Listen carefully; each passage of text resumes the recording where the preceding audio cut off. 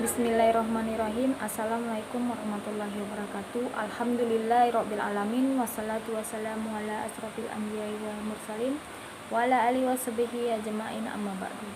Yang pertama-tama marilah kita panjatkan kehadirat Allah Subhanahu wa taala yang telah memberikan rahmat taufik dan hidayahnya pada kita semua sehingga hari ini kita masih diberikan kesehatan jasmani dan rohani. Tak lupa pula salawat beriring salam kita curahkan kepada Nabi besar kita Nabi Muhammad SAW. Mudah-mudahan kita mendapatkan syafaatnya di yaumil akhir nanti. Amin ya rabbal alamin. Baiklah, saya akan memberi penjelasan mengenai COVID-19. Pada awal 2020, dunia dikejutkan dengan mewabahnya virus corona yang bermula dari Wuhan, Provinsi Hubei, yang kemudian penyebarannya dengan cepat dari 190 negara dari teritorinya. Wabah ini diberi nama coronavirus COVID-19 yang disebabkan oleh SARS-CoV-2. Penyebaran penyakit ini telah memberi dampak luas secara sosial dan ekonomi. Masih banyak kontroversi seputar penyakit ini, termasuk dalam aspek penegakan diagnosis, tata laksana, hingga pencegahan. Oleh karena itu ditelaahlah oleh ahli-ahlinya terkait COVID-19 yang telah banyak dipublikasikan sejak awal 2020 dan akhir Maret 2020. Pencegahan COVID-19. Pertama, menggunakan masker. Itu salah satu untuk menghindari dari virus. Apabila kita batuk, kita influenza, itu wajib masker.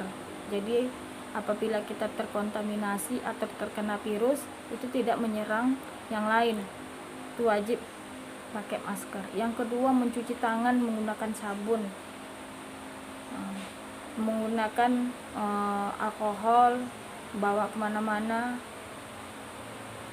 agar tidak virus yang menempel di pintu atau di gagang telepon atau di gagang eskalator. Apabila kita ke mall, itu langsung kita semprot saja. Itu salah satu pencegahan coronavirus.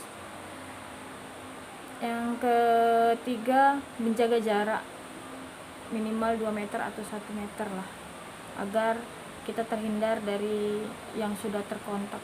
Karena gejala ini ada yang memang dia dirasakan di tubuhnya, ada yang tidak bergejala.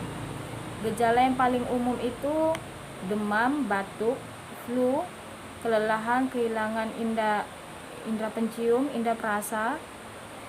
Gejala yang sedikit tidak umum, sakit tenggorokan, sakit kepala, sakit nyeri, dan diare. Dengan gejala-gejala itu langsung kita waspada apabila itu terjadi pada kita, karena kita sudah sedikit banyaknya sudah tertular. Virus ini ditularkan melalui kontak langsung dari percikan dahak, makanya pakai masker. Melalui terinfeksi batuk atau bersin. Dan jika menyentuh permukaan yang terkontaminasi virus ini dapat bertahan selama beberapa jam di permukaan, tetapi disinfektan sederhana dapat membunuhnya. Walaupun jarang terjadi, penyakit ini bisa berakibat fatal. Sudah banyak kematian di Indonesia akibat virus corona ini ya. Gejala yang mirip dengan flu influenza atau pilek biasa, yang jauh lebih umum daripada COVID-19.